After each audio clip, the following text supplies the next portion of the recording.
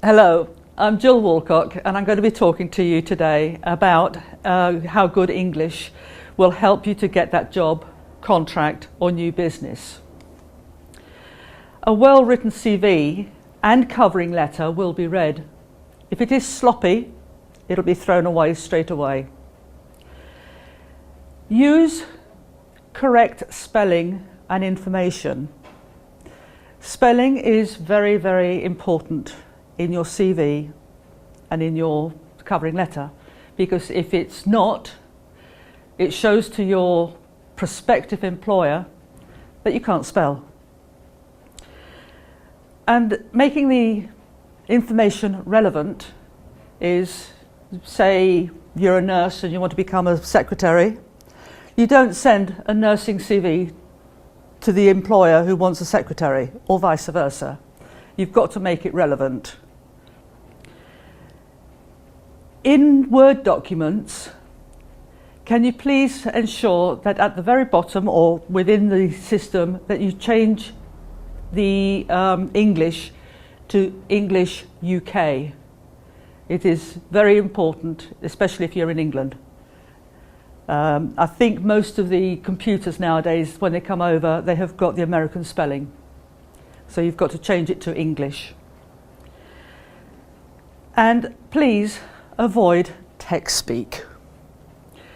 It's fine if you're talking to friends on the mobile, texting friends on the mobile, or going on Twitter, or any of the social media where you have got a limited amount of space and characters.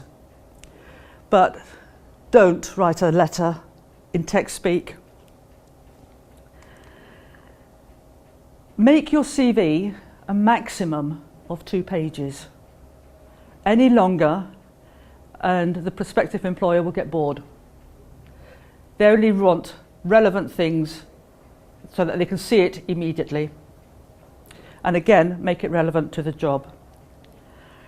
It is not required now for you to put on the date of your birth, your marital status, whether you have any children, or gender. But you might be asked at the interview, if you're a youngster, do you have any small children that will take you away from work on the odd occasion? The older the person is, the more stable they are. The family's gone, the mortgage has probably been paid, and you're very stable. And don't or avoid putting in a photo, unless you happen to be a model or in the acting profession, where those are actually more important.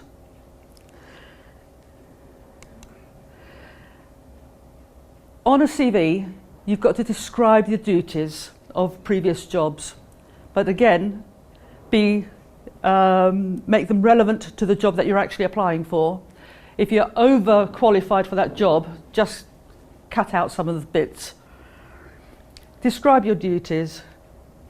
Keep it brief and succinct and pertinent to the job that you're going for. Use the spell check and make sure that your spell check is English UK, not the American. And get someone to actually look over what you have typed. Because if you read it and read it again, you don't always pick up your errors. Also, I know of a scouter who consistently gets their wrong. He mixes up the THERE and the THEIR all the time. And I want to write to him and say, please get it right. Proofread the work that you're doing several times. What I do is that I check and check. I amend things as I go through. I will save it, close it, go away, and I'll come back a number of times rereading it. And in fact, I know that a couple of articles that I've written, I've actually read it 12 times at least, and I change it all the time.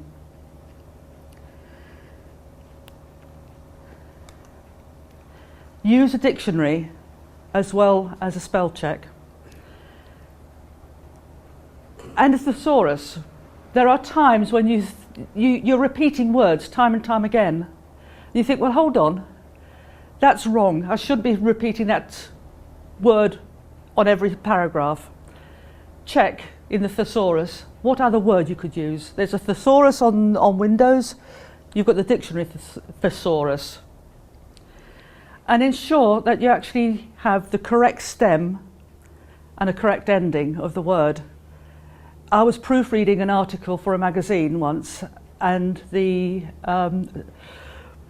writer had actually put in a stem and the wrong ending. So it does happen. So a final recap. Keep it brief, and a CV of 2 pages or even less. Always use the English dictionary, the English UK. Take care with your spelling and your punctuation. Comma, full stop in the wrong place can mean something totally different.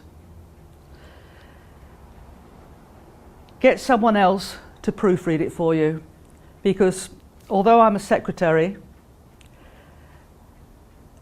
it is a well-known fact that secretaries or anyone who actually does their own typing, even though you've proofread it a number of times, you never ever pick up all of your mistakes.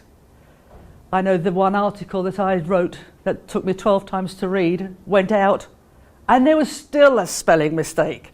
So for someone who prides themselves to making things correct and trying to get things perfect, you can still make mistakes. So remember, check, check, and check again, which also includes an accompanying letter or an email, and get someone else to read what you have written just to make sure that you've made sense and that there aren't any more spelling errors. Thank you.